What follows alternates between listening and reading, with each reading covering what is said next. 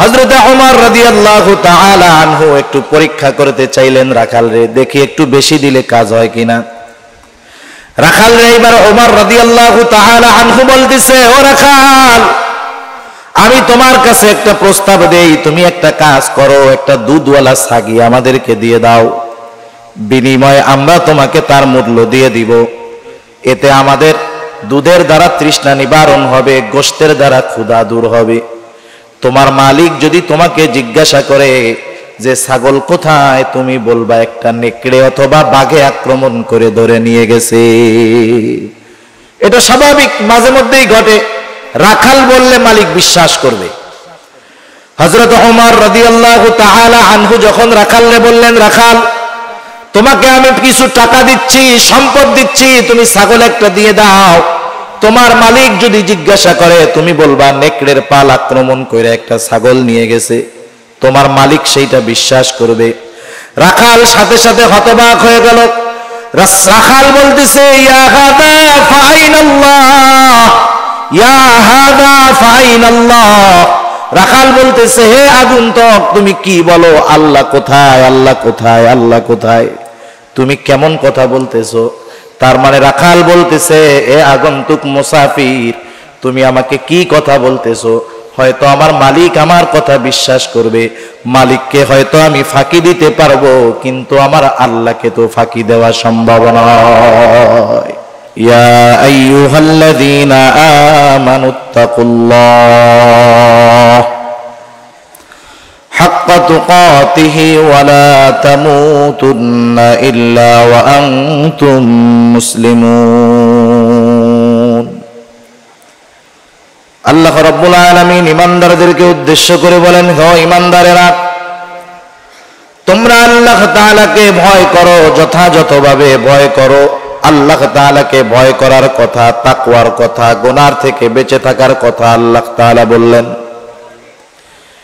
এখন যদি আমরা আল্লাহ তাআলাকে প্রশ্ন করি, আয় আল্লাহ, আপনি যে আমাদেরকে মুত্তাকি হতে বললেন, তাকওয়া অর্জন করতে বললেন, আমরা কিভাবে তাকওয়া অর্জন করব?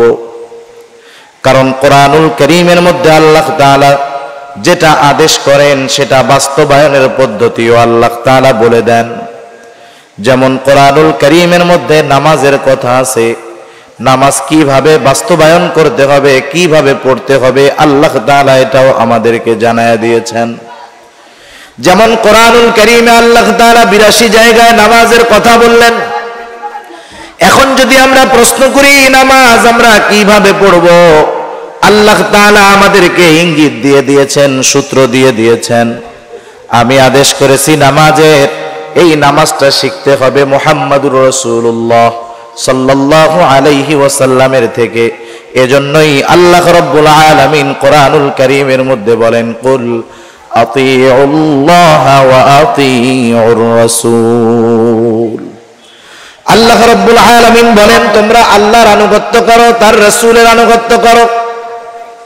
আল্লাহর আদেশ মান্য করো, রাসূলের আদেশ মান্য করো। এখন আল্লাহর আদেশ হলো বান্দা ওয়া আকিমুস সালাহ, নামাজ কায়েম করো। আমরা যদি বলি আল্লাহ কিভাবে করব, কোন পদ্ধতিতে করব, আল্লাহ তাআলা বলেন তোমাদের কোনো চিন্তা নাই, তোমরা আমার হাবিবের অনুসরণ করো, হাবিবের আনুগত্য করো। এরপরে আল্লাহ তাআলা আর আয়াতের মধ্যে আমাদেরকে জানায় দেন, মাইয়ুতি'র রাসূল ফাকাদ আতা আল্লাহ। যে আল্লাহর রাসূলের আনুগত্য করলো সে আল্লাহরই আনুগত্য করলো। আর রাসূলুল্লাহ সাল্লাল্লাহু আলাইহি ওয়াসাল্লাম বললেন, নামাজের আদেশ আল্লাহ তাআলা কোরআনে করেছে। আর আল্লাহর নবী বললেন, সল্লু কামা রাআইতুমুনি উসাল্লি, তোমরা নামাজ ওইভাবে পড়ো যেভাবে তোমরা আমাকে নামাজ পড়তে দেখো। যত আদেশ আছে কোন না কোন ভাবে আল্লাহ তাআলা ওই আদেশ বাস্তবায়ন করার পদ্ধতি দেখায় দিয়েছেন। সুবহানাল্লাহ। মনে করেন আপনি একটা ছেলেকে বললেন যে তুমি আগামী দিন সকালবেলায় চট্টগ্রাম যাবা, চট্টগ্রাম শহরে যাবা, হালি শহর যাবা, বাইজিদ বুস্তামি যাবা, কিন্তু ছেলেটা জীবনে আপনার ওই ব্রিজের ওই পারে যায় নাই। বলেন তো, যতই সহজ জায়গা হোক না কেন, অচেনা জায়গা যত সহজ হোক, কিন্তু এটা কঠিন জায়গা। অপরিচিত জায়গা যত সহজ হোক, এটা প্রথমবার কঠিন লাগবে, স্বাভাবিক। আপনি যখন তাকে আদেশ করবেন যে আগামী দিন সকালবেলায় তোমাকে শহরে যেতে হবে, সে তো জীবনে কোনোদিন শহরে যায় নাই, সে তো রাঙ্গুনিয়াও কোনোদিন যায় নাই, এখন তার জন্য তো শহরে যাওয়া কঠিন। সে যখন বিচলিত, সে যখন পেরেশান, আপনি তার মাথায় হাত দিয়ে বুলায় বললেন, বাবা টেনশন তুমি করো না, তুমি এখান থেকে সুন্দর মতো এই রাস্তায় যাবা, ওখান থেকে একটা সিএনজিতে উঠবা, সিএনজি কে বলবা আমি চট্টগ্রাম শহরে যাব, তোমার যেই জায়গায় যাওয়ার প্রয়োজন সিএনজিওয়ালা তোমাকে সেই জায়গাতেই নামায়া দিবে। বলেন তো, আদেশ করার পরে চট্টগ্রাম শহরে যাওয়া তার জন্য যতটা কঠিন মনে হচ্ছিল, যখন আপনি তাকে যাওয়ার রাস্তা পদ্ধতি বলে দিলেন, বলেন তো আদেশ করার পরে তার কাছে যেমন কঠিন মনে হচ্ছিল, যাওয়ার পদ্ধতি বলে দেওয়ার পরে তার কাছে কি আগের মতো কঠিন থাকবে নাকি একটু সহজ হয়ে যাবে? আল্লাহ তাআলা তাকওয়া অর্জন করতে বললেন, খোদা ভীতি অর্জন করতে বললেন, মুত্তাকি হতে বললেন। সাথে সাথে আল্লাহ তাআলা জানায় দিলেন, ও আমার গোলাম, কেমন করে তুমি মুত্তাকি হবা, পরহেজগার হবা, আমি আল্লাহ তাআলা সেই পদ্ধতিগুলো কোরআনুল কারীমের মধ্যে তোমাদেরকে জানায় দিব। কোরআনুল কারীমের মধ্যে আল্লাহ তাআলা আমাদেরকে পদ্ধতি জানায় দেন। আল্লাহ তাআলা বলেন, ইয়া আইয়ুহাল্লাযীনা আমানুত্তাকুল্লাহা ওয়া কুনু মা'আস সাদিকিন। আল্লাহ রাব্বুল আলামিন বলেন, হে ঈমানদারেরা, তোমরা আল্লাহ তাআলাকে ভয় করো। এরপরে আল্লাহ তাআলা বললেন, ওয়া কুনু মা'আস সাদিকিন, তোমরা সত্যবাদীদের সঙ্গী হয়ে যাও। এখানে কথাটা বোঝার দরকার আছে। অনেক সময় আমরা কথাগুলা বুঝি না, এই আয়াত দিয়ে ওয়াজ করি কিন্তু এই আয়াতের সারমর্মটা আমরা বুঝি না। আল্লাহ তাআলা বললেন, কুনু মা'আস সাদিকিন। সাদিকিন শব্দটা হলো বহু বচন, সাদিক শব্দটা হলো এক বচন। তার মানে আল্লাহ তাআলা বললেন, তুমি অনেক অনেক সত্যবাদীদের সাথে মিলিত হও। কথা বুঝেন নাই? অনেক সত্যবাদীদের সাথে তুমি মিলিত হও। তার মানে আমার গোটা জীবনের প্রত্যেকটা পদক্ষেপে আমি যাদের সাথে মিশবো, যাদেরকে বন্ধু বানাবো, তারা প্রত্যেকেই সত্যবাদী হতে হবে। আল্লাহ তাআলা তো বহু গুণ আছে, সত্যবাদিতার গুণের কথা কেন আল্লাহ তাআলা উল্লেখ করলেন? আল্লাহ তাআলা তো বলতে পারতেন নামাজীদের সঙ্গে হয়ে যাও, আল্লাহ তাআলা তো বলতে পারতেন যারা দান সাদকা করে তাদের সঙ্গে হয়ে যাও, আল্লাহ তাআলা তো বলতে পারতেন যারা বেশি বেশি মানুষের সাথে ভালো কথা বলে তাদের সঙ্গে হয়ে যাও। কিন্তু আল্লাহ তাআলা সাদিক সত্যবাদিতার গুণের কথাটা কেন উল্লেখ করলেন? মুফাসসিরিনে কেরাম বলেন, সত্যবাদিতা হলো এমন একটা গুণ, যেই লোকটা সত্যবাদিতার পরিপূর্ণ গুণ অর্জন করতে পারে, বাকি প্রত্যেকটা গুণ তার মধ্যে অন্তর্ভুক্ত হয়ে যায়। পরিপূর্ণ সত্যবাদিতার গুণ যে অর্জন করতে পারছে, তার মধ্যে বাকি গুণগুলা এমনিতেই চলে আসে। সুবহানাল্লাহ। কারণ সত্যবাদিতা হলো কল্যাণের বিষয়। রাসূলুল্লাহ সাল্লাল্লাহু আলাইহি ওয়াসাল্লাম সত্যবাদিতার গুণের ব্যাপারে বলেন, ইন্নাস সিদকা ইয়াহদি ইলাল বির ওয়া ইন্নাল বিররা ইয়াহদি ইলাল জান্নাহ। সত্যবাদিতা মানুষকে কল্যাণের দিকে নিয়ে যায়, আর কল্যাণ মানুষকে জান্নাতের দিকে নিয়ে যায়। সেজন্য মানুষ যখন কোন সত্যবাদী মানুষের সঙ্গী হয়, এই সত্যবাদী তাকে কল্যাণের দিকে নেয়, আর কল্যাণ জান্নাতের দিকে নিয়ে যায়। সুবহানাল্লাহ। সেজন্য সত্যবাদী তথা ভালো মানুষকে আল্লাহ তাআলা বন্ধু বানাতে বলছেন, ভালো মানুষের সঙ্গী হতে বলেছেন। আমার জীবনের যতগুলা ধাপ আছে, সেই ধাপটা হতে পারে শিক্ষা জীবন, সেই ধাপটা হতে পারে আমার সামাজিক জীবন, সেই ধাপটা হতে পারে আমার ব্যবসা জীবন, কর্মক্ষেত্রের জীবন। প্রত্যেকটা জায়গায় আমি যখন যাব, আমি খুঁজে খুঁজে সত্যবাদী ভালো মানুষগুলাকে আমি বন্ধু হিসাবে গ্রহণ করব। যেই ছাত্রটা চায় যে আমি মুত্তাকি হব, পরহেজগার হব, স্কুলের ছাত্র হোক, কলেজের ছাত্র হোক, আর মাদ্রাসার ছাত্র হোক, স্কুল কলেজে যাওয়ার পরে সে সর্বপ্রথম খুঁজতে থাকবে কোন ছেলেগুলা নামাজি, কোন ছেলেগুলা ভদ্র, কোন ছেলেগুলা ইফটিজিং করে না, কোন ছেলেগুলা দ্বীনের সাথে মিলে চলে, এই রকম ছেলেদেরকে খুঁজে যখন একটা ছেলে বন্ধু বানাবে, ওই ছেলেটার স্কুল লাইফ বলেন, কলেজ লাইফ বলেন, ওইটা তার খারাপ হবে না, সে ইফটিজার হবে না, সে দুশ্চরিত্র সম্পন্ন কেউ হবে না। ভালো বন্ধুদের সংস্পর্শে থাকার কারণে সে সকল প্রকার পাপাচার এবং অনাচার থেকে বেঁচে থাকতে পারবে। যে ব্যক্তি ব্যবসা করে, ব্যবসা যে কর্মক্ষেত্রে আমি আপনি যাই না কেন, সেই জায়গায় আমার আপনার কিছু পরিচিত, কিছু বন্ধু বান্ধব এমনিই হয়ে যায়, ঠিক না? যারা বাজারে ব্যবসা করে অথবা যে কোনো লাইনে ব্যবসা করে, ব্যবসার খাতিরে কিছু মানুষের সাথে তার পরিচয় হয়, তার প্রচেষ্টা থাকবে আমি আমার সম্পর্কগুলা এমন ব্যবসায়ীদের সাথে রাখবো যেই ব্যবসায়ীরা হলো সত্যবাদী। কারণ সত্যবাদী ব্যবসায়ীর দাম আল্লাহ তাআলার কাছে অনেক বেশি। রাসূলুল্লাহ সাল্লাল্লাহু আলাইহি ওয়াসাল্লাম বলেন, আত-তাজিরুস সুদুকুল আমিন মা'আন নাবিয়িন সিদ্দিকিনা ওয়াশ-শুহাদা'i ওয়াস-সালিহিন। আমি যদি আমার কর্মক্ষেত্র, ব্যবসার ক্ষেত্রে সত্যবাদীদেরকে বন্ধু বানাই, আল্লাহ রাসূল ওই সত্যবাদী ব্যবসায়ীর ব্যাপারে বলেছেন, সত্যবাদী আমানতদার ব্যবসায়ী সে কিয়ামতের ময়দানে জান্নাতের মধ্যে নবীদের সাথে, শহীদদের সাথে, সিদ্দিকিনদের সাথে, নেককার বান্দাদের সাথে অবস্থান করবে। সুবহানাল্লাহ। সেজন্য আমি আমার ব্যবসা, কর্মক্ষেত্র সব জায়গায় মুত্তাকি, পরহেজগার, নামাজীদেরকে বন্ধু হিসাবে বানাবো। কারণ আমাদের দেশে প্রবাদ বাক্যেই বলা হয়, সৎ সঙ্গ স্বর্গবাস, অসৎ সঙ্গ সর্বনাশ। আমরা তো দেখেছি বহুত ভালো ছেলে, ব্রিলিয়ান্ট ছেলে, মুয়াদ্দাব ছেলে, ভদ্র ছেলে, ছেলেগুলা খারাপ বন্ধুদের সাথে মেশার কারণে এক সময় তার নৈতিকতার পদস্খলন ঘটেছে। যেই ছেলেটার ব্যাপারে মানুষেরা যা কল্পনাও করে নাই, শুধুমাত্র খারাপ সঙ্গের কারণে সে তার চাইতেও বেশি বেশি জঘন্য পাপাচার, অনাচারে লিপ্ত হয়ে গেছে। স্বাভাবিক এমনটাই হয়, এমনটাই হয়। মনে করেন 10 জন বন্ধু ভালো, এর সাথে একজন খারাপ, 10 জনের মধ্যে একজন খারাপ। 10 জন বন্ধু নামাজি, যখন এই 10 জন একসাথে হাঁটে, তাদের সাথে একজন খারাপও আছে।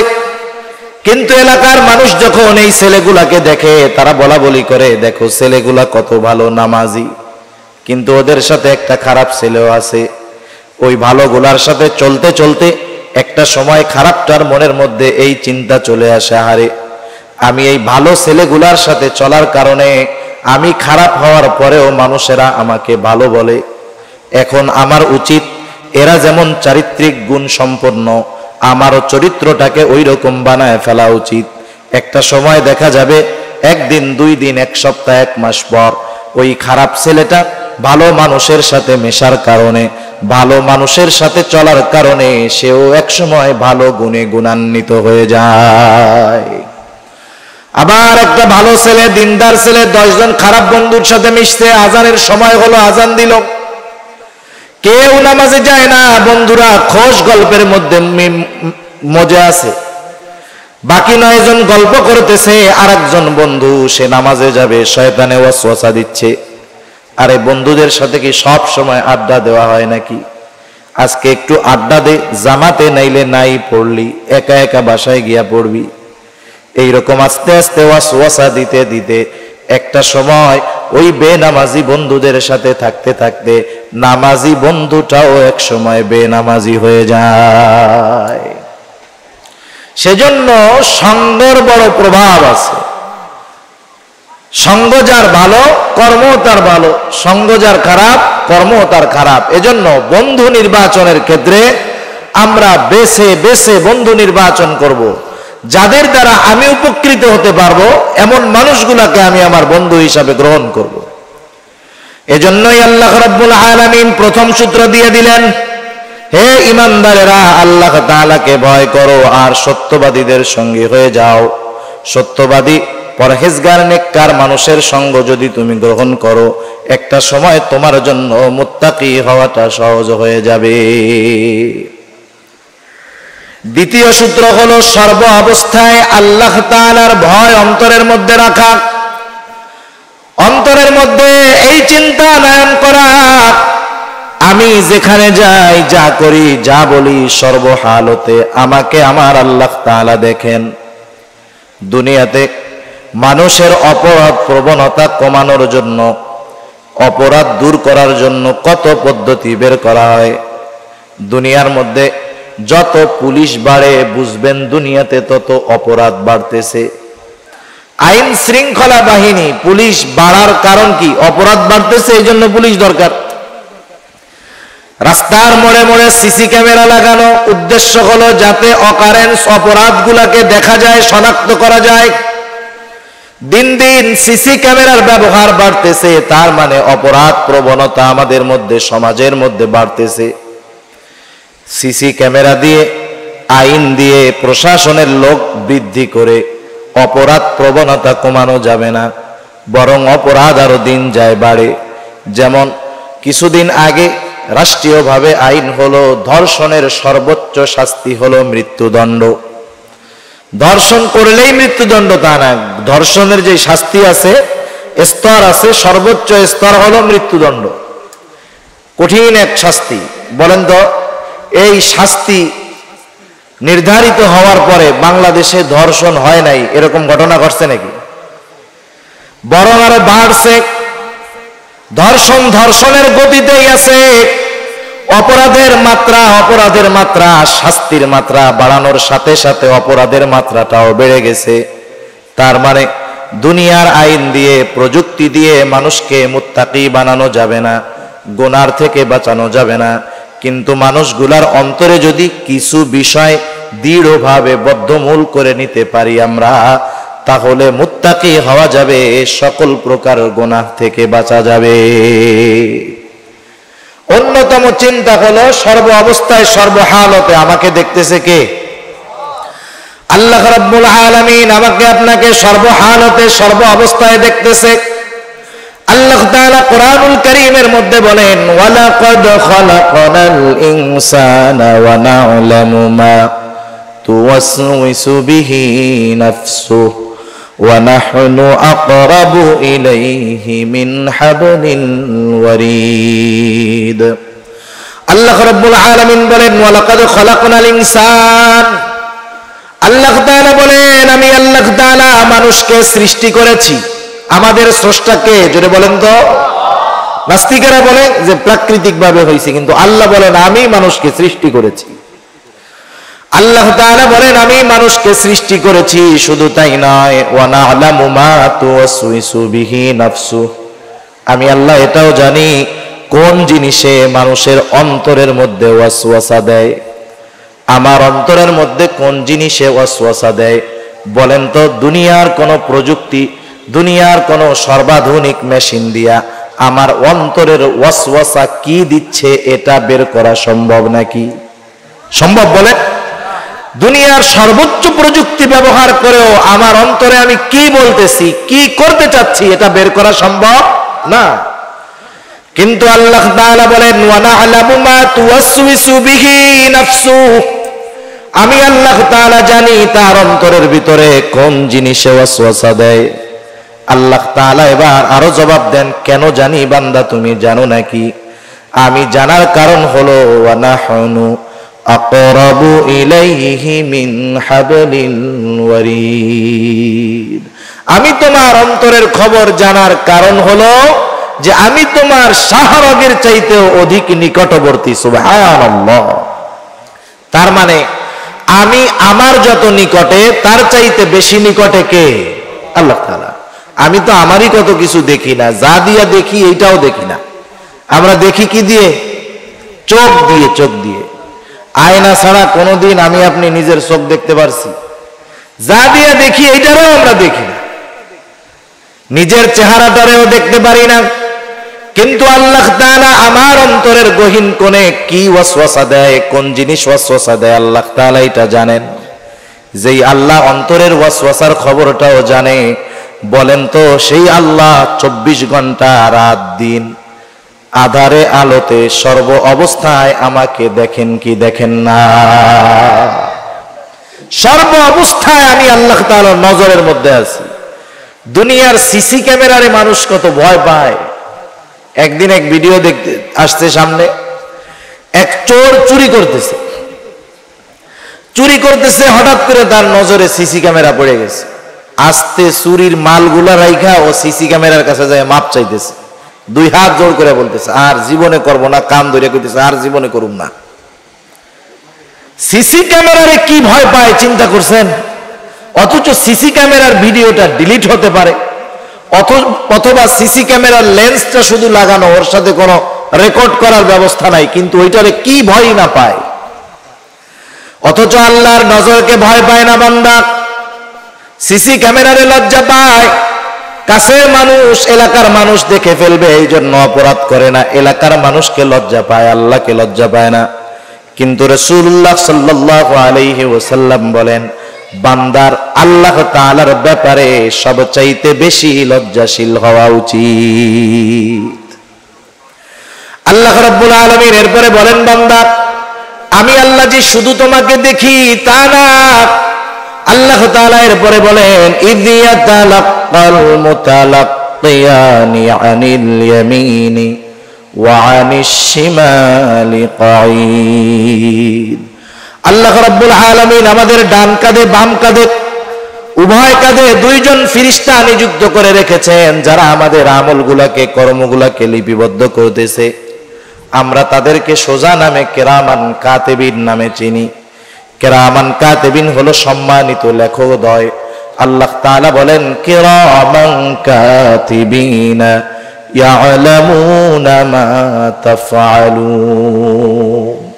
এই সম্মানিত লেখকদ্বয় এরাও জানে যে আমরা কি আমল করি, ওরা জানে। আরো একজন ফেরেশতা আছে, আল্লাহ তাআলা বলেন, মা ইয়ালফিযু মিন কাওলিন ইল্লা লাদাইহি রাকীবুন আতীদ। প্রত্যেকটা মানুষের সাথে একজন সদা তৎপর ফেরেশতা আছে, যে সব সময় রেডি থাকে। কোন সময় সে অমনোযোগী হয় না। সে কি করে? আমার আপনার কথাগুলাকে সে রেকর্ড করে। আল্লাহ তাআলা দেখতেছে, দুইজন ফেরেশতা আমার কর্মগুলা লিপিবদ্ধ করার জন্য আছে, আরেকজন তৎপর ফেরেশতা আমার কথাগুলা রেকর্ড করার জন্য আছে।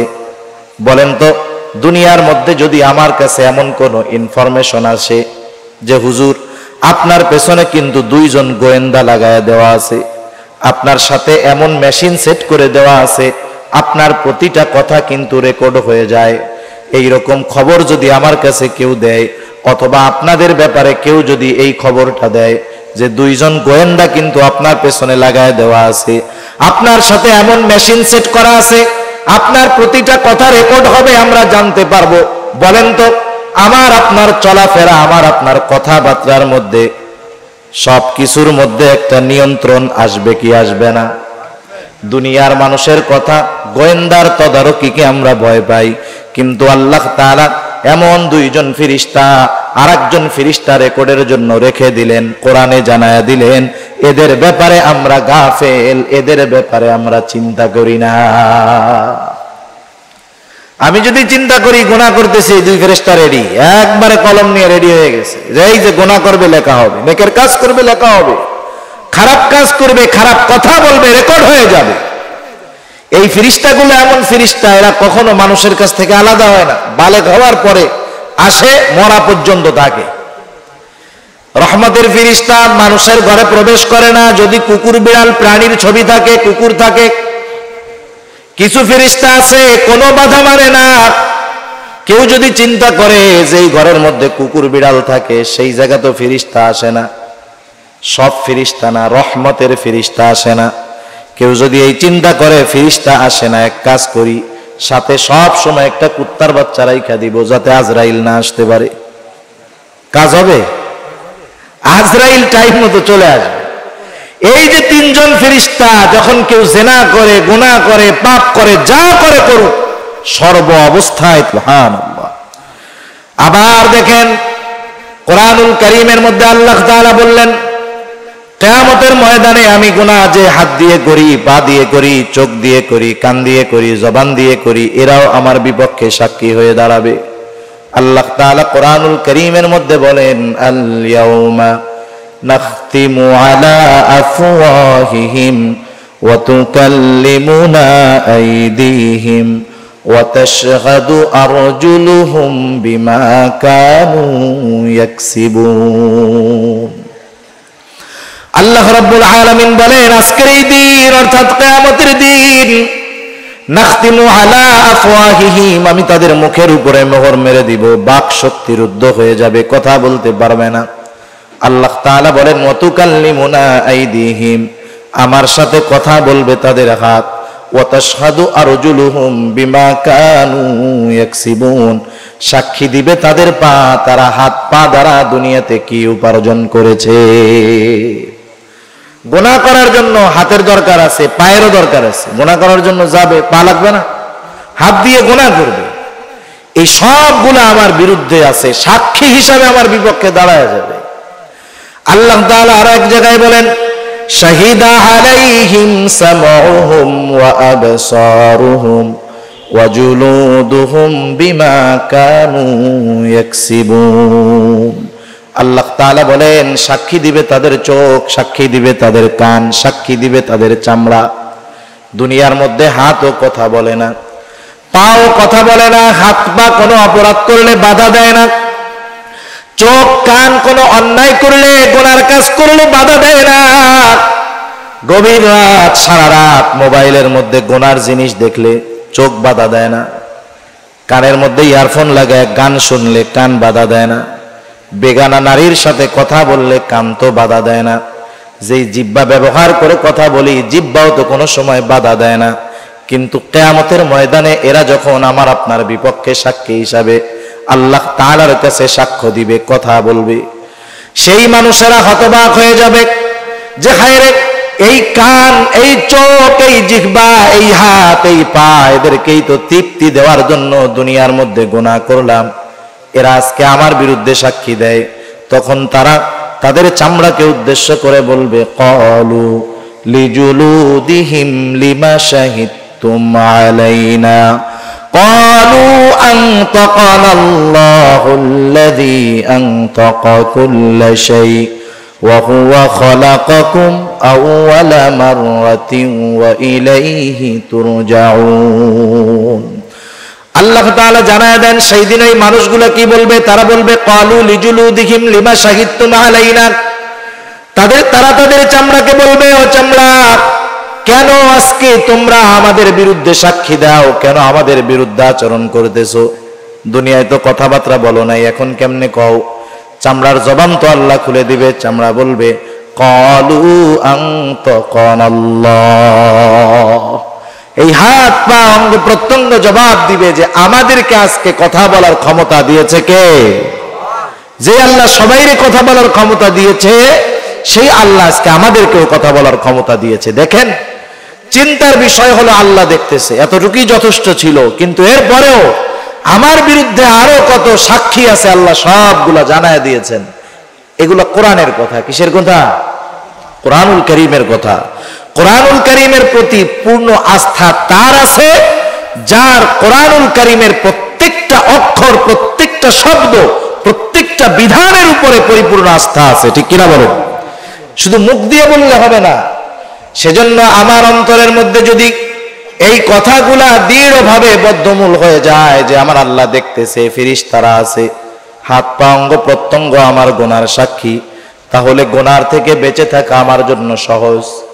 স্বর্ণযুগের মানুষ যারা ছিল, স্বর্ণযুগের মানুষগুলার অন্তরের মধ্যে আল্লাহ ভীতি এমন ছিল, তারা সর্ব অবস্থায় মনে করতো যে আমরা আল্লাহ তাআলার নেটওয়ার্কের ভিতরে কোনো কিছু করার উপায় নাই। এই জন্য স্বর্ণযুগের রাখালের মধ্যে যেই তাকওয়া ছিল, বর্তমান জামানার শ্রেষ্ঠ ওলির মধ্যেও ওই পরিমাণ খোদাভীতি তাকওয়া পাওয়া যাবে না।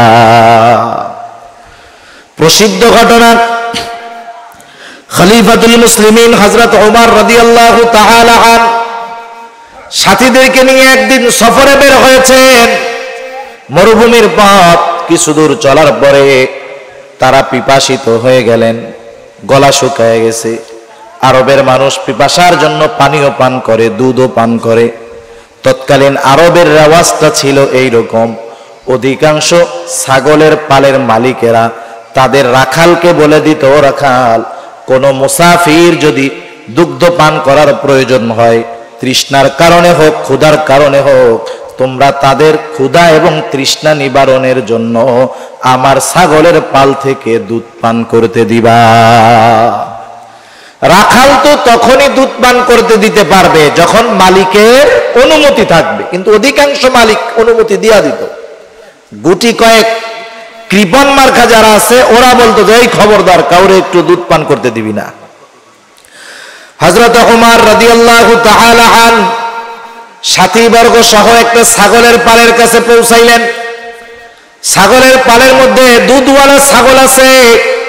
দেখার পরে হযরত ওমর রাদিয়াল্লাহু তাআলা আনহু ছাগলের পালের রাখালকে বলল, রাখাল, আমরা তো ক্লান্ত, তোমার পালের মধ্যে তো দুধওয়ালা ছাগল আছে, আমাদেরকে একটু দাও, আমরা দুধ পান করে আমাদের তৃষ্ণা নিবারণ করি। এইবার রাখাল বলতেছে যে না, আমি এটা দিতে পারবো না, কারণ মালিকের অনুমতি নাই। স্বাভাবিক অনেক সময় কি হয়, আপনি যখন একটা কাজ করার জন্য যাবেন, যেমন আমাদের দেশের রুলস যেটা হয়ে গেছে, আপনি যাবেন স্টেশনে ট্রেনের টিকিট কাটার জন্য। বাংলাদেশে ট্রেনের টিকিট কোনো সময় পাওয়া যায় না, কিন্তু বাংলাদেশে সরকারি যেই খাতগুলায় বড় বড় লস হয়, এর মধ্যে সবচাইতে অন্যতম একটি খাত হলো রেল যোগাযোগ ব্যবস্থা। সারা বছরের পরে দেখবেন যে এই বছর রেলে 2000 কোটি টাকা লস, 1000 কোটি টাকা লস, কিন্তু আপনি 10 দিন পরে ঢাকার টিকিট কিনতে যান, একটাও পাবেন না। লস কখন হয়? যখন যাত্রী হয় না। কিন্তু লস হয় যাত্রী ভরা, পালানোর জায়গা নাই, সিট পাওয়া যায় না, কিন্তু এরপরেও লস হয়। আপনি টিকিট কিনতে টিকিট কাউন্টারে গিয়ে টিকিট পাবেন না। আশেপাশে দেখবেন কিছু লোক ঘুরতেছে, আইসা আপনার কানে বলবে, অথবা আপনার পরিচিত থাকলে যখন তারে বলবেন ভাই 100 বাড়ায় দিব না, তখন বলবে যে অমকের কাছে জানো যে চার দোকানটা আছে, কাকার কাছে যে বললেই আমার কথা টিকিট দিয়ে দিবে। এরকম আছে না নাই বলেন? তার মানে ন্যায্য দামে পাওয়া গেল না, কিছু দিলে কাজ হয়ে গেল। মালিকের মানা, এই জন্য রাখাল দুধ পান করাবে না। হযরত ওমর রাদিয়াল্লাহু তাআলা আনহু একটু পরীক্ষা করতে চাইলেন রাখাল রে, দেখি একটু বেশি দিলে কাজ হয় কিনা। রাখাল রে এবার ওমর রাদিয়াল্লাহু তাআলা আনহু বলতেছে, ও রাখাল, আমি তোমার কাছে একটা প্রস্তাব দেই, তুমি একটা কাজ করো, একটা দুধওয়ালা ছাগি আমাদেরকে দিয়ে দাও, বিনিময়ে আমরা তোমাকে তার মূল্য দিয়ে দিব। এতে আমাদের দুধের দ্বারা তৃষ্ণা নিবারণ হবে, গোশতের দ্বারা ক্ষুধা দূর হবে। তোমার মালিক যদি তোমাকে জিজ্ঞাসা করে যে ছাগল কোথায়, তুমি বলবা একটা নেকড়ে অথবা বাঘে আক্রমণ করে ধরে নিয়ে গেছে। এটা স্বাভাবিক, মাঝে মধ্যেই ঘটে। রাখাল বললে মালিক বিশ্বাস করবে। হযরত ওমর রাদিয়াল্লাহু তাআলা আনহু যখন রাখালকে বললেন, রাখাল, তোমাকে আমি কিছু টাকা দিচ্ছি, সম্পদ দিচ্ছি, তুমি ছাগল একটা দিয়ে দাও, তোমার মালিক যদি জিজ্ঞাসা করে তুমি বলবা নেকড়ের পাল আক্রমণ করে একটা ছাগল নিয়ে গেছে, তোমার মালিক সেইটা বিশ্বাস করবে। রাখাল সাথে সাথে হতবাক হয়ে গেল। রাখাল বলতেছে, ইয়া হাদা ফাইনাল্লাহ, ইয়া হাদা ফাইনাল্লাহ। রাখাল বলতেছে, হে আগন্তুক, তুমি কি বলো? আল্লাহ কোথায়? আল্লাহ কোথায়? আল্লাহ কোথায়? তুমি কেমন কথা বলতেছো? তার মানে রাখাল বলতেছে, এ আগন্তুক মুসাফির, তুমি আমাকে কি কথা বলতেছো? হয়তো আমার মালিক আমার কথা বিশ্বাস করবে, মালিককে হয়তো আমি ফাঁকি দিতে পারবো, কিন্তু আমার আল্লাহকে তো ফাঁকি দেওয়া সম্ভব নয়। রাখাল চলে গেল। রাখাল তো চিনে না লোকটাকে। রাখাল চলে গেল। হযরত ওমর রাদিয়াল্লাহু তাআলা আনহু বলতেছে, যতদিন দুনিয়ার মধ্যে এই রাখালের মতো মানুষ থাকবে, ততদিন মুসলিম জাতিকে কোনো প্রকার অকল্যাণ গ্রাস করতে পারবে না। আজকে আমি আমার নিজের কথাটাই চিন্তা করি, আপনি আমি আমাদের নিজেদের কথা চিন্তা করি যে আমাদের তাকওয়ার অবস্থা কি, লাস্ট পর্যায়টাও নাই, ঠিক কিনা বলেন? স্বর্ণযুগের নারীরা কেমন ছিল? স্বর্ণযুগের যুবতী নারীরা কেমন ছিল? হযরত ওমর রাদিয়াল্লাহু তাআলা আনহু রাতের বেলায় বের হইতেন মানুষের খোঁজ খবর জানার জন্য। একদিন একেবারে শহরের শেষ প্রান্তে হযরত ওমর রাদিয়াল্লাহু তাআলা আনহু চলে গেলেন। রাতের শেষ প্রহর, সুবহে সাদিকের পূর্ব মুহূর্তে তিনি দেখতেছেন একটা ঘরের মধ্যে মিটমিট করে আলো জ্বলতেছে। একটু অবাক হলেন, সকলে ঘুম, নিস্তব্ধ নীরবতা, কিন্তু ওই ঘরটার মধ্যে কেন আলো জ্বলে? আস্তে আস্তে ওই ঘরের দিকে তিনি অগ্রসর হয়ে গেলেন। কান পেতে আছেন, ভেতরে থেকে দুইজনের গলার আওয়াজ পাওয়া যায়, দুইজন নারী। একটা বিষয় মনে রাখতে হবে, শাসক প্রজার অবস্থা জানার জন্য নিজে অথবা শাসকের দায়িত্বপ্রাপ্ত কেউ যদি বাস্তব অবস্থা জানার জন্য কারো ঘরের দেয়ালে কান পাতে, সেটার বৈধতা আছে। কিন্তু আমার আপনার নাই। আমার আপনার আছে? আমার আপনার নাই। কোন মহিলার অপর মহিলার গোপন কথা এরকম কান লাগায় শোনার অধিকার নাই। আল্লাহ তাআলা মানা করছেন, ওলা তাজাসসু, তোমরা গুপ্তচর বৃত্তি করবা না। কিন্তু রাষ্ট্রপ্রধান অথবা রাষ্ট্রপ্রধান যদি কাউকে দায়িত্ব দেয় কোনো কারণে, সে গুপ্তচর বৃত্তি করবে, এটা করার দরকার। হযরত ওমর রাদিয়াল্লাহু তাআলা আনহু কান লাগায় শুনতেছেন দুইজন মহিলার গলার আওয়াজ। বোঝা গেল একজন মা, একজন মেয়ে।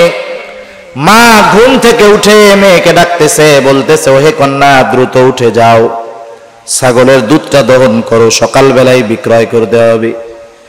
এখন তো ছাগলেও দুধ কম দিচ্ছে, আমরাও অভাবে আছি।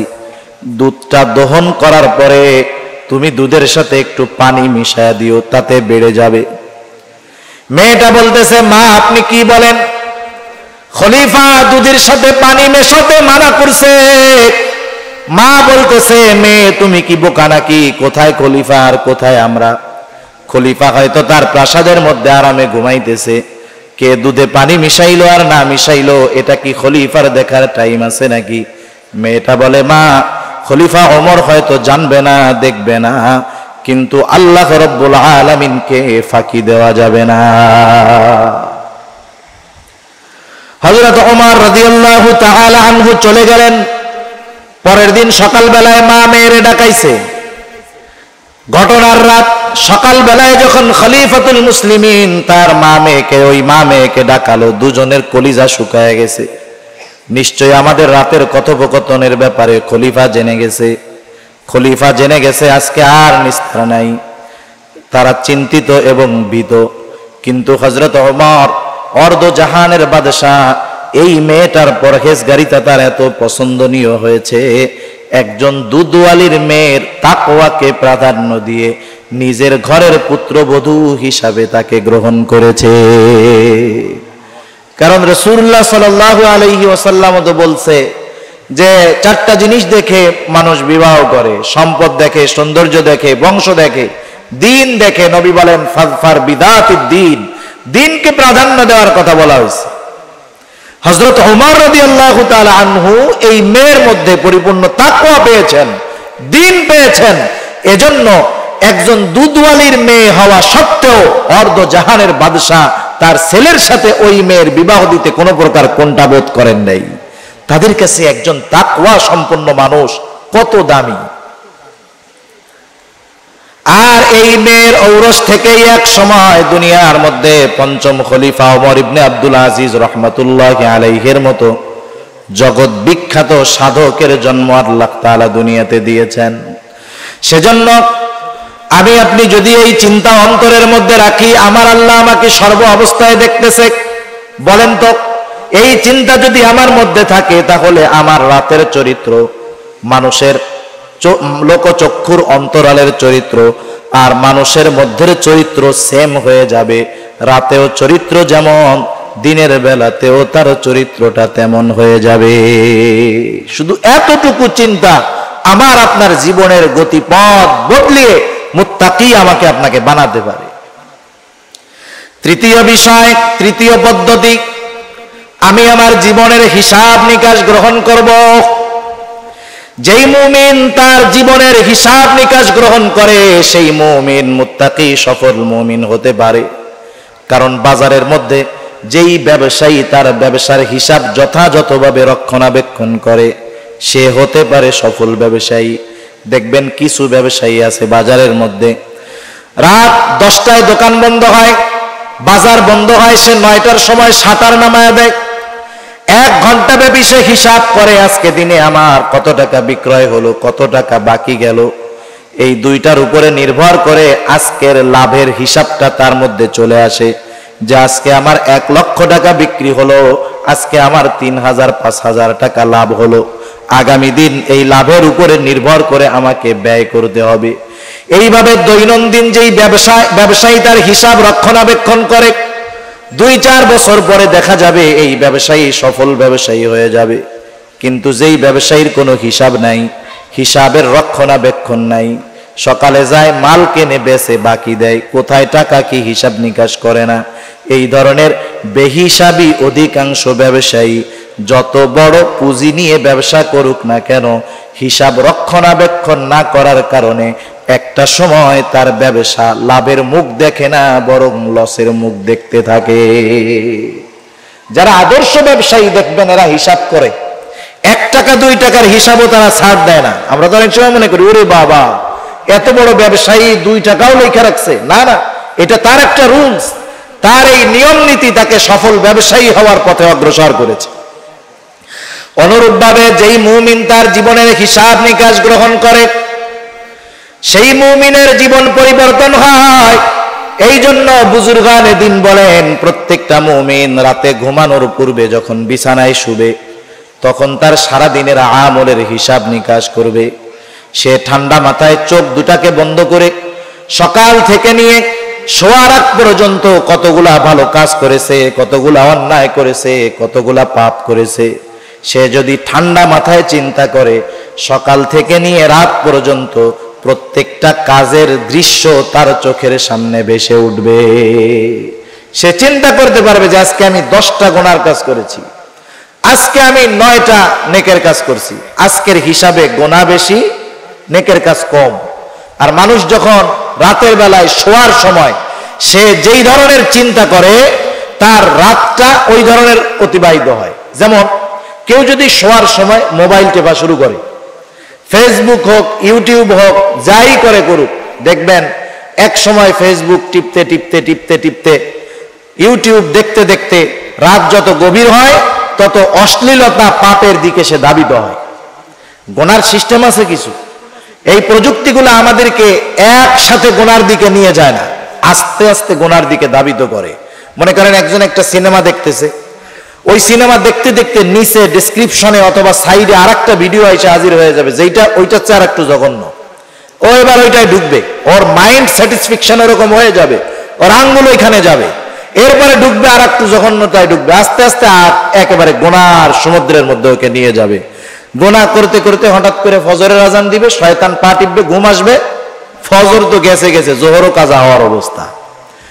আর যেই ব্যক্তি রাতে শোয়ার সময় মৃত্যুর চিন্তা করে, পরকালের চিন্তা করে ঘুমাবে, দেখবেন ফজরের আজান দেওয়ার সাথে সাথে লাফ দিয়ে ঘুম থেকে উঠে যাবে, ঠিক কিনা? সেজন্য রাতের বেলায় যে যেমন চিন্তা করে তার মানসিক অবস্থা পরের দিন রাতের বেলায় ওরকমই হয়। এইবার যদি লোকটা চিন্তা করে, আহারে আজকে তো আমার গোনা বেশি হয়ে গেল, নেকের কাজ কম হয়ে গেল, হায় রে এখন যদি আমি মারা যাই কি হবে? সে হয়তো তাওবা করবে, শুধু আজকের দিনের গোনার জন্য নয়, সে হয়তো তার গোটা জীবনের তাওবা গোনার জন্য অনুশোচনা করবে, তাওবা করবে। খালেস তাওবা কইরা মনে করেন রাতে ঘুমালো, আল্লাহ না করুন এই লোকটা যদি রাতের বেলা মারা যায়, আশা করা যায় সে একজন নিষ্পাপ লোক হিসাবে তার নাজাতের জন্য তার তাওবাটা যথেষ্ট হয়ে যাবে। কারণ সে তো তাওবা করে ঘুমাইছে, খালেস তাওবা করে ঘুমিয়েছে, আর গোনা করার মতো সুযোগ পায় নাই। চিন্তা করেন এতটুকু চিন্তা তার মধ্যে তাওবার অনুশোচনা, গোনার অনুশোচনা আনতে পারে, তাওবা করে মরতে পারে, নাজাত পেয়ে যেতে পারে। সেজন্য নিজের জীবনের আমলের হিসাব নিকাশ নেওয়া, হতে পারে এই হিসাবটাই একটা সময় আমাকে গোনামুক্ত জিন্দেগি গড়ার তৌফিক দান করবে।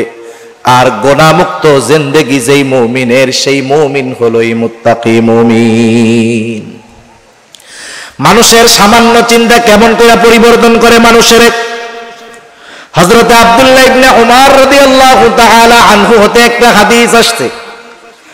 আব্দুল্লাহ ইবনে উমর রাদিয়াল্লাহু তাআলা আনহু বলেন, এই হাদিসটা, এই ঘটনাটা আল্লাহর নবী একবার, দুইবার, 3, 4, 5 বার নয়, বারবার আমাদের কাছে বর্ণনা করেছেন যে বনি ইসরাইলের মধ্যে এক জালেম ছিল। এই জালেমের নাম হলো কিফিল, ধনাঢ্য জালেম, টাকাওয়ালা জালেম। এমন কোন পাপ নাই, এমন কোন গুনাহ নাই যেটা সে করে নাই। সকল প্রকার পাপ সে করত। একদিন তার কাছে একজন অভাবগ্রস্ত দরিদ্র মহিলা তার কাছে আসলো কিছু টাকা ধার চাওয়ার জন্য, কর্জে হাসানা চাওয়ার জন্য। কিন্তু জালেম কিফিল যখন দেখলো মহিলার চেহারাটা সুন্দর, এইবার মহিলাকে সে কুপ্রস্তাব দিয়ে বসলো। মহিলা অভাবের তাড়না তার এতটা বেশি ছিল, সে জালেম কিফিলের শর্ত মেনে নিতে বাধ্য হলো। কারণ হাদিসের মধ্যে আসছে কাদাল ফাকিরু আইয়াকুনা কুফরা, দারিদ্রতা মানুষকে কুফরি পর্যন্ত পৌঁছায় দেয় মধ্যে। সেজন্য একটা কথা বলার দরকার। মনে করেন অনেক সময় হয় যে আল্লাহ তাআলা আমাদেরকে অ্যাবিলিটি দিয়েছে, সম্পদওয়ালা বানাইছে, কিন্তু আমার প্রতিবেশী অভাবগ্রস্ত। আমি সম্পদওয়ালা, আমার সামর্থ্য আছে, আমার সামর্থ্য থাকার পরেও আমার কোন প্রতিবেশী অভাবের কারণে যদি কোনো পাপে লিপ্ত হয়, কিয়ামতের ময়দানে ওই অভাবগ্রস্ত ব্যক্তি তার পাপের কারণে একা অপরাধী সাব্যস্ত হবে না, বরং তার সামর্থ্যবান প্রতিবেশীও কিয়ামতের ময়দানে আল্লাহর আদালতে অপরাধী হিসাবে দাঁড়াতে হবে। সেজন্য আমাদের প্রতিবেশী যারা আছে খেয়াল রাখবো যে তারা অভাবের কারণে যেন কখনো কোনো প্রকার পাপের মধ্যে লিপ্ত না হয়ে যায়। কারণ আমার সামর্থ্য আছে, ও পাপে লিপ্ত হবে, ওর পাপের কারণে আমার আল্লাহর কাছে ধরা খাইতে হবে। এইবার মহিলা টাকাটা নিয়ে চলে গেল। নির্ধারিত দিনক্ষণে জালেম কিফিল উপস্থিত হয়ে গেছে। কিফিল গিয়ে বলতেছে, ও মহিলা, তুমি যেই প্রতিশ্রুতি দিয়েছিলে তুমি তোমার প্রতিশ্রুতি পূরণ করো।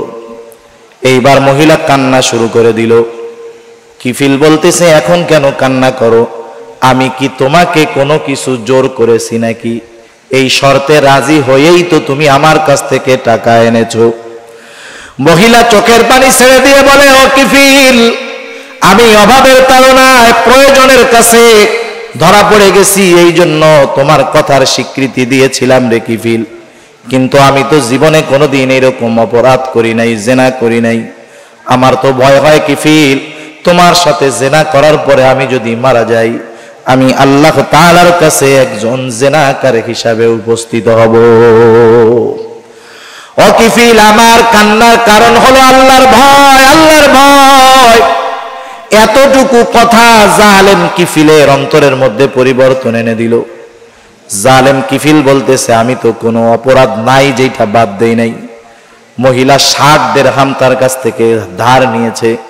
কিফিল বলতেছে, যাও, তোমাকে 60 দিরহাম সাদাকা করে দিলাম, আর আমি আজকে থেকে ওয়াদা করলাম, তাওবা করলাম, আমি আর কোনোদিন জেনা করব না, সুদ খাবো না, আল্লাহ তাআলার নাফরমানি করব না, কোনো প্রকার পাপ করব না।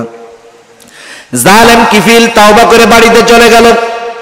ঘটনাক্রমে রাতের বেলায় জালেম কিফিল মারা গেল। জালেম যদি মারা যায়, মানুষ মুখে না বলতে পারুক, অন্তরে অন্তরে খুশি হয়। কিন্তু আল্লাহ রব্বুল আলামিন কিফিলের ব্যাপারে আল্লাহ তাআলা জানায় দিলেন, আল্লাহ রব্বুল আলামিন কিফিলকে ক্ষমা করে দিয়েছে। মানুষের জীবনের পরিবর্তন দেখেন, সামান্য একটা কথা জীবনের গতিপথ পাল্টায় দিতে পারে। এই রাতের চিন্তা আমার জীবনের হিসাব নিকাশ, আমার জীবনের গতিপথ পাল্টিয়ে আমাকে মুত্তাকি পরহেজগার বানাতে পারে, ঠিক কিনা বলেন? বুজুর্গানে দিন এই 3টা পদ্ধতির কথা বিশেষভাবে উল্লেখ করেন। আর আল্লাহ তাআলা সেই জন্য বলেন, ইয়া আইয়ুহাল্লাযীনা আমানুত্তাকুল্লাহ, হে ঈমানদারেরা, তোমরা আল্লাহ তাআলাকে ভয় করো। ওয়াত্তাকুল্লাহ, তোমরা আল্লাহ তাআলাকে ভয় করো। 3টা পদ্ধতি আপনাদের খেদমতে পেশ করলাম। 1 নাম্বার, কেউ যদি মুত্তাকি হতে চায়, সত্যবাদীকে বন্ধু হিসাবে গ্রহণ করবে। 2 নাম্বার, সর্ব অবস্থায় আল্লাহ তাআলা দেখতেছে, এটাকে অন্তরের মধ্যে দৃঢ়ভাবে বদ্ধমূল করবে। 3 নাম্বার, নিজের জীবনের হিসাব নিকাশ গ্রহণ করতে হবে। আল্লাহ তাআলা সেই জন্য বলেন, ইয়া আইয়ুহাল্লাযীনা আমানুত্তাকুল্লাহা ওয়াল তানজুর নাফসুম মা কদ্দামাত লিগাদিন ওয়াত্তাকুল্লাহ। আল্লাহ তাআলা বলেন, হে ঈমানদারেরা, ইয়া আইয়ুহাল্লাযীনা আমানুত্তাকুল্লাহ ওয়াল তানদুর নাফসুম মা কদ্দামাত লিগাদ। তুমি একটু নিজের দিকে নজর দাও না, তুমি আগামীর জন্য কি প্রেরণ করতেছো, কি জমাইতেছো। আমরা ভবিষ্যতের জন্য টাকা পয়সা জমাই ব্যাংকের মধ্যে, নিজের ভবিষ্যতের চিন্তা করে, পরিবার পরিজন সন্তান সন্তানাদির ভবিষ্যতের কথা চিন্তা করে আমরা ব্যাংকের মধ্যে টাকা জমাই। আর আমার আল্লাহ তাআলা বলে, ও আমার গোলাম, অনির্দিষ্ট ভবিষ্যতের জন্য তুমি কি জমাইতেছো, পরকালের জন্য তুমি কি জমাইতেছো। কারণ আমি আপনি যখন চোখ দুইটা বন্ধ করব, দুনিয়ার মধ্যে যা উপার্জন করেছি একটা টাকার মালিকানাও আমার থাকবে না। হাদিসের মধ্যে আসছে, আমার কি, আমার তো কিছুই না, যেটা খাই যেটা পয়রা নষ্ট করি এটা হলো আমার। যখন মানুষ মারা যায় তার সাথে তিনটা জিনিস যায়, একটা জিনিস থাকে, দুইটা চলে আসে। তার সন্তান সন্তানাদি যায়, তার কিছু মাল আসবাব যায়, আর তার আমল যায়। সন্তান সন্তানাদি পরিবার পরিজন চলে আসে, তার কিছু মাল আসবাব কবর দেওয়ার জন্য নেওয়া হয়, চাদর টাদর এইসব, ওইটাও নিয়ে আসে। শুধু তার সাথে তার আমলটা অবস্থান করে। সেজন্য আল্লাহ বলেন, ওয়াল তানজুর নাফসুম মা কদ্দামাত লিগাদ। তুমি তোমার নিজের জন্য নজর দাও না, নিজের দিকে নজর দাও না, যে ওই ভবিষ্যতের জন্য, আগামীর জন্য তথা কবরের জন্য, পরকালের জন্য তুমি কি জমাইছো, কি প্রেরণ করছো। এই চিন্তা আমাদের দুনিয়ার মধ্যে মুত্তাকি হওয়ার জন্য সহায়ক হতে পারে। আর কোন ব্যক্তি যদি মুত্তাকি হয়, দুনিয়াতে যত আমল আছে, খেয়াল রাখবেন প্রত্যেকটা আমলের দুনিয়া আখিরাত উভয় জাহানের কল্যাণ আছে। প্রত্যেকটা আমলের দুনিয়া এবং আখিরাত উভয় জাহানের কল্যাণ আছে। কেউ যদি মুত্তাকি হয়, দুনিয়ার মধ্যে আল্লাহ রাব্বুল আলামিন বলেন, ওয়া মান ইয়াত্তাকিল্লাহা ইয়াজআল লাহু মাখরাজা। যে ব্যক্তি তাকওয়া অবলম্বন করে, খোদা ভীরুতা অর্জন করে, আল্লাহ তাআলা বলেন, আল্লাহ তাআলা তাকে যত প্রকার বিপদ আপদ হোক না কেন, বের হওয়ার রাস্তার ব্যবস্থা আল্লাহ তাআলা করে দেয়। শুধু তাই নয়, আল্লাহ রাব্বুল আলামিন বলেন, ওয়া ইয়ারযুকুহু মিন হাইসু লা ইয়াহতাসিব। দুনিয়ার মানুষ সবচাইতে বেশি চিন্তা করে রিজিকের, জীবন উপকরণের, কিন্তু আল্লাহ তাআলা বলেন, ও আমার গোলাম, তুমি মুত্তাকি হয়ে যাও, আমি আল্লাহ তোমাকে এমন জায়গা থেকে রিজিক দিয়ে দিব যা তুমি কল্পনাও করতে পারবা না। সেজন্য মুত্তাকি পরহেজগার ব্যক্তির সম্পদ কম হলেও ওর মধ্যে আল্লাহ বরকত দেয়। সম্পদ বেশি হলেই যে বরকত হয় তা না, সম্পদ কমের মধ্যে আল্লাহ বরকত দিতে পারে। আশরাফ আলী থানভী রহমাতুল্লাহি আলাইহি একটা ঘটনা বর্ণনা করছেন, যে এক যুবক ছেলে, সে মা বাবার প্রতি খুব আসক্ত, খেদমতের জন্য খুব আগ্রহী। আর এখন তো মা বাবারে খেদমত না করতে পারলে বাঁচে। বড় ভাই ছোট ভাইরে, অথবা ছোট ভাই বড় ভাইকে বলে, মাসে 5,000 দিব, দেখাশোনা তুমি করবা, আমি কিছু করতে পারবো না। মা বাবারে বোঝা মনে করে। এই যুবকটা অন্যান্য ভাইদেরকে বলতেছে, ও আমার ভাইয়েরা, তোমাদের কাছে আমার একটা দাবি, আমি যেই সম্পদগুলার মালিক হব, সব সম্পদগুলা তোমাদের মধ্যে বন্টন করে দিব একটা শর্তে। শর্ত হলো, আমি আমার মা বাবার খেদমত একাই করব, তিনারা আমার কাছেই থাকবে, তোমরা তাদের খেদমত করতে পারবা না। অন্যান্য ভাইয়েরা খুশি হয়ে গেল, সম্পদও পাইল, মা বাবার পেছনে ব্যয় করা থেকেও বেঁচে গেল। তাদের চিন্তা হলো এইটা। এভাবে সেই সন্তানটা মা বাবার খেদমত করে, মা বাবা মারা গেল। একদিন রাতের বেলায় ওই যুবক ছেলে স্বপ্নে দেখতেছে, একজন মানুষ তাকে বলতেছে, হে যুবক, অমুক জায়গায় তুমি যাও, ওই জায়গায় পাথরের নিচে 100 স্বর্ণের দেহরাম আছে, 100 স্বর্ণ দিনার আছে। যুবকটা স্বপ্নের মধ্যে বলতেছে, 100 দিনার আছে ঠিক আছে, কিন্তু এর মধ্যে কি বরকত আছে নাকি? লোকটা বলে, না, বরকত নাই। পরের দিন সকালবেলায় স্বপ্নের কথা স্ত্রীকে বলল, মহিলা মানুষ তো 100 স্বর্ণ দিনার। মহিলা মানুষ বলতেছে, তাতে কি, তুমি যায় নিয়ে আসো। বলে, না, যার মধ্যে বরকত নাই সেটা আমি আনবো না। এইবার মহিলা বলে, আনবা না। পরে আবার কয়েকদিন পরে স্বপ্ন দেখছে যে 10টা স্বর্ণের দিনার আছে। যুবক আবার জিজ্ঞাসা করতেছে যে, ঠিক আছে, স্বর্ণের দিনার আছে 10টা, বরকত আছে নাকি? বলে, না, বরকত নাই। আবার পরের দিন সকালবেলায় যখন স্ত্রীকে স্বপ্নের কথা বলল, স্ত্রী বলতেছে, কি করো তুমি, অভাবের সংসার, যাও যাইয়া 10টা স্বর্ণের দিনার নিয়ে আসো, তুমি না আনলে আমাকে বলো, আমি যাইয়া নিয়ে আসি। যুবক বলে, না আনবো না, দেখতেও যাব না, যার মধ্যে বরকত নেই আমি তার মধ্যে নাই। কয়েকদিন পরে আবার স্বপ্নে দেখছে মাত্র 1টা স্বর্ণের দিনার। যুবক প্রশ্ন করতেছে যে এর মধ্যে কি বরকত আছে নাকি? বলে, হ্যাঁ বরকত আছে। এইবার যুবক যায় নির্ধারিত স্থানে যায়, দেখে সত্যই 1টা দিনার। ওইটা নিয়ে চলে গেছে বাজারে। বাজারে গিয়ে সুন্দর বড় একটা মাছ কিনেছে। এই মাছ কিনা যখন বাড়িতে আনছে, স্ত্রী মাছটাকে যখন কাটছে, মাছের পেটের মধ্য থেকে একটা হীরকখণ্ড বের হয়ে আসছে। এত দামি, এটা দিয়ে সে তো তার জিন্দেগি চালাইছে, তার যত উত্তরসূরি আছে তারাও আরামের সাথে অভাববিহীন জিন্দেগি কাটায় দিয়েছে। সেজন্য মুত্তাকি পরহেজগার মানুষ যেই সম্পদ উপার্জন করে, যদিও অল্প হয়, এর ভিতরে কি থাকে বলেন? বরকত থাকে। আর কোথা থেকে যে আল্লাহ তাআলা রিজিকের ব্যবস্থা করে দেয়, মানুষ সেটা কল্পনাও করতে পারে না।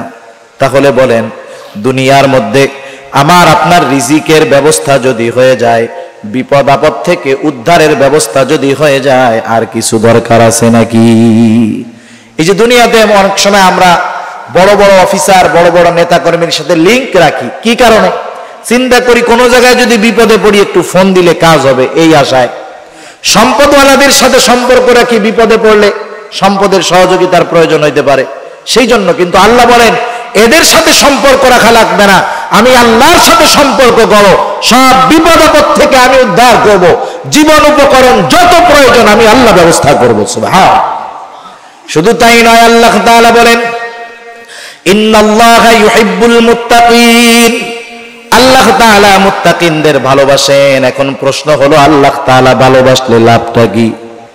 রাসূলুল্লাহ সাল্লাল্লাহু আলাইহি ওয়াসাল্লাম বলেন, আল্লাহ তাআলা যখন কোন ব্যক্তিকে ভালোবাসে, জিবরাইল আলাইহিস সালামকে আল্লাহ তাআলা ডাক দিয়ে বলে, ও জিবরাইল, অমুককে আমি আল্লাহ ভালোবাসি, তুমিও ভালোবাসো। আল্লাহ ভালোবাসে, জিবরাইল আলাইহিস সালাম তাকে ভালোবাসতে শুরু করে। শুধু তাই না, জিবরাইল আলাইহিস সালাম আসমানের মধ্যে ঘোষণা করে দেয়, ও আসমানের বাসিন্দারা, দুনিয়ার আব্দুর রহিম, আব্দুল করিম, তাকে আল্লাহ ভালোবাসে, তোমরাও ভালোবাসো।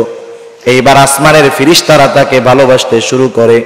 নবীজি আমার বলেন, যখন আসমানের ফিরিস্তারা ওই ব্যক্তিকে ভালোবাসে, আল্লাহ তাআলা তখন দুনিয়ার মানুষের অন্তরের মধ্যে ওই ব্যক্তির ভালোবাসা আর গ্রহণযোগ্যতা আল্লাহ পয়দা করে দেয়। স্বাভাবিক দুনিয়ার মধ্যে সুন্দরভাবে বাঁচতে 3টা জিনিস প্রয়োজন। 1 নাম্বার, সম্পদের প্রয়োজন। আল্লাহ বলেন, মুত্তাকি হও, সম্পদের ব্যবস্থা কে করবে? আল্লাহ করবে। দুনিয়ার মধ্যে জানি বিপদ আপদ মুসিবতে না পড়া যায়, পড়লেও উদ্ধার হওয়ার ব্যবস্থাও জানি থাকে। আল্লাহ তাআলা বলে, মুত্তাকি হও, আমি আল্লাহ তোমাকে বিপদ আপদ থেকে বের হওয়ার রাস্তার ব্যবস্থা করে দিব। দুনিয়ার মধ্যে মানুষ সম্মানের সাথে বাঁচতে চায়, জিল্লতি অপমানের সাথে কেউ বাঁচতে চায় না। একজনের সম্পদ আছে, সম্মান নাই, ও সম্পদের কোনো দাম নাই। আল্লাহ তাআলা বলে, বান্দা, সম্মানের দরকার, ইজ্জতের দরকার, জনমানুষের ভালোবাসা দরকার, মুত্তাকি হও, দুনিয়ার মানুষের অন্তরে আমি আল্লাহ তাআলা তোমার ভালোবাসা পয়দা করে দিব। সুবহানাল্লাহ। তোমাকে দুনিয়ার মানুষের কাছে গ্রহণযোগ্য বানায় দিব। সব কিছুর মূলে হলো ওই তাকওয়া। আর পরকালে কি হবে আল্লাহ রাব্বুল আলামিন জানায় দেন। আল্লাহ তাআলা বলেন, ওয়াসিকাল্লাযীনা তাকাউ রাব্বাহুম ইলাল জান্নাতি যুমারা, জান্নাতীদেরকে, মুত্তাকিদেরকে কিয়ামতের দিন দৌড়াইয়া দৌড়াইয়া জান্নাতের মধ্যে ঢোকানো হবে। যেমন একটা মিসাল আমি দিয়ে থাকি, মনে করেন বিবাহের আয়োজন করা হয়েছে, আপনার বোনের বিবাহ, এক্সাম্পল, মিসাল। আপনার আত্মীয় বাড়ি থেকে বরযাত্রী আসছে, স্বাভাবিক সর্বপ্রথম বরযাত্রীর খাবারের ব্যবস্থাই করা হয়। ভেতরে অতিথিদের জন্য খাবারের ব্যবস্থা শুরু হয়ে গেছে, বাহিরে 8-10 জন লোক দাঁড়ায় আছে, আপনার অপরিচিত। স্বাভাবিক অপরিচিত মানুষ, আপনি কাছে গিয়ে জিজ্ঞাসা করলেন, ভাই আপনাদেরকে তো চিনলাম না, আপনারা কারা? ওরা বলল যে আমরা হলাম বরপক্ষের লোক, ওই দিক দিয়ে খাওয়া দাওয়া অর্ধেক হয়ে যাইতেছে, তখন আপনি কি বলবেন? আরে ভাই তাড়াতাড়ি যান, তাড়াতাড়ি যান, ওই দিক দিয়ে খাওয়া শেষ হয়ে গেল, আপনি আমাদের মেহমান, তাড়াতাড়ি তাড়াতাড়ি তাড়াতাড়ি। এইভাবে ধাক্কাইয়া ঢুকাইয়া ভেতরে খাওয়াবেন, ঠিক কিনা বলেন? এই যে দাওয়ানি দিছেন, এটা কি মারামারির দাওয়ানি নাকি? এটা হলো মোহাব্বত, ভালোবাসার দাওয়া। ওই রকম মুত্তাকিদেরকে কিয়ামতের দিন ফেরেশতারা এইভাবে বলবে, তাড়াতাড়ি জান্নাতে যান, তাড়াতাড়ি জান্নাতে যান। সুবহানাল্লাহ। শুধু তাই না, কিয়ামতের ময়দানেও আল্লাহ রাব্বুল আলামিন মুত্তাকিদেরকে উচ্চ সম্মান দিবেন। আল্লাহ বলেন, যুয়্যিনা লিল্লাযীনা কাফারুল হায়াতুদ দুনিয়া ওয়া ইয়াসখারুনা মিনাল্লাযীনা আমানু ওয়াল্লাযীনা ইত্তাকাউ ফাওকাহুম ইয়াওমাল কিয়ামাহ। আল্লাহ রাব্বুল আলামিন কাফেরদের চোখে দুনিয়াকে সুশোভিত করে দিয়েছেন। এই জন্য যারা মুত্তাকি, পরহেজগার, সম্পদ কম, কাফেররা তাদেরকে তিরস্কার করে, অপমান করতে চায়। কিন্তু আল্লাহ তাআলা জানায় দেন, কাফেররা দুনিয়ার বুকে তাদেরকে যতই অপমান করার অপচেষ্টা করুক না কেন, কিয়ামতের ময়দানে আল্লাহ রাব্বুল আলামিন মুত্তাকিনদেরকে উচ্চ সম্মানে সম্মানিত করবে। কিয়ামতের ময়দানে সম্মানিত হবে, জান্নাতে যাওয়ার আগে তারা সম্মানিত হবে। শুধু তাই না, আল্লাহ রাব্বুল আলামিন কোরআনুল কারীমের মধ্যে বলেন, মুত্তাকিনদের আবাস, বসার স্থান কোথায় হবে? আল্লাহ তাআলা বলেন, ফি মাকআদি সিদকিন ইনদা মালিকিম মুকতাদির। আল্লাহ তাআলা বলেন, ইন্নাল মুত্তাকিনা ফি জান্নাতিন ওয়া নাহার ফি মাকআদি সিদকিন ইনদা মালিকিম মুকতাদির। যারা পরিপূর্ণ তাকওয়া অর্জন করতে পেরেছে তাদের জন্যই শুধুমাত্র এই ফ্যাসিলিটিটা থাকবে। মুত্তাকিনদের জন্য জান্নাতে থাকবে নহর। শুধু তাই নয়, তাদের যেই বসার স্থান হবে ইনদা মালিকিম মুকতাদির, মহাপরাক্রমশালী আল্লাহ রাব্বুল আলামিনের নিকটে নিকটে মুত্তাকিনদের জন্য বসার ব্যবস্থা থাকবে। সবাই দল করতে পারে, পার্টি করতে পারে, সবাই প্রধানমন্ত্রীর চেয়ারের পাশে বসতে পারে না। পরিচয় সব এক দলের লোক, কিন্তু সবাই কি প্রধানমন্ত্রীর পাশে বসতে পারবে? পারবে না। প্রধানমন্ত্রী বলবে, দেখ এই অমুকের চেয়ারটা আমার পাশে বসতে দিও, ওর সাথে আমার কথা আছে। যে যত বেশি প্রিয় সে প্রধানমন্ত্রীর তত কাছে আসবে। আর আল্লাহর কাছে মুত্তাকি হলো সবচাইতে প্রিয়। আর আল্লাহ রাব্বুল আলামিন জান্নাতের মধ্যে মুত্তাকিনদেরকে তার কাছে কাছে সম্মানের চেয়ারে তার নিকটে বসার ব্যবস্থা করে দিবে। সুবহানাল্লাহ। তাহলে কেউ যদি তাকওয়া অর্জন করে তথা গুনার থেকে বেঁচে থাকে, সোজা কথা, গুনার থেকে যদি বেঁচে থাকে, তাহলে দুনিয়া আখিরাত উভয় জাহানে তার কোনো চিন্তা নাই। সেজন্য আল্লাহ তাআলা বলেন, ইয়া আইয়ুহাল্লাযীনা আমানুত্তাকুল্লাহ, হে ঈমানদারেরা তোমরা তাকওয়া অর্জন করো, মুত্তাকি হও, পরহেজগার হও, খোদাভীরু হও। হাক্কা তুকাতিহি, তাকওয়ার মতো তাকওয়া অর্জন করো। তার মানে এটা হলো তাকওয়ার আপার ক্লাস। গুনাহ তো করবাই না, গুনাহ সংগঠিত হওয়ার যত রাস্তা আছে ওইগুলা থেকেও তোমরা বেঁচে থাকো। ওয়ালা তামুতুন্না ইল্লা ওয়া আনতুম মুসলিমুন, পরিপূর্ণ আত্মসমর্পণকারী না হয়ে মৃত্যুবরণ করো না। আল্লাহ সুবহানাহু ওয়া তাআলা আমাদেরকে পরিপূর্ণ তাকওয়ার হক আদায় করার তৌফিক দান করুক। সবাই বলি আমিন। ওয়া আখিরু দাওয়ানা আলহামদুলিল্লাহি রাব্বিল আলামিন।